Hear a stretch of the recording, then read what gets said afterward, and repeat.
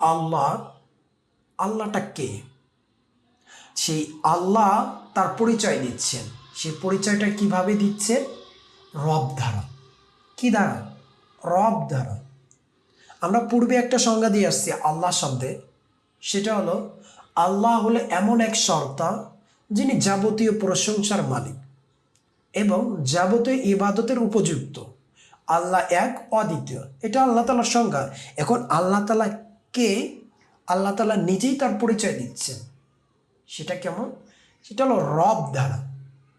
রব শব্দের অর্থটা কি?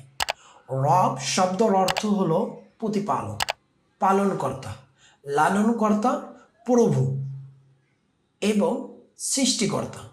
ব্যাপক, মানে একটার অর্থ ব্যাপক বোঝায়। এখন এই রবের সংজ্ঞাটা কি?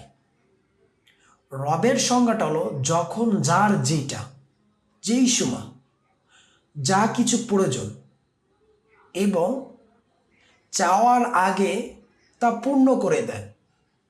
চাওয়ার আগে কি? তা পূর্ণ করে দেন, তাকেই বলে রব। মনে করেন আমার ইচ্ছা, আমার এই জিনিসটা লাগবে, যেরকম আমার একটা ডিভাইস লাগবে, আমার একটা পোশাক লাগবে। এই ইচ্ছাটা, এই মনের ইচ্ছাটা, এই ইচ্ছাটা আসার আগে যে পরিপূর্ণ করে দিতে পারে তাকে বলে রব। তাকে কি বলে? রব। এই মনের ইচ্ছা আসার আগে যেটা পরিপূর্ণ করে দেন।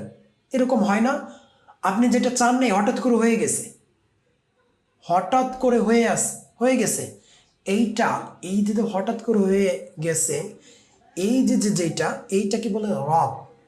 এইটাকে কি বলে? রব বলে।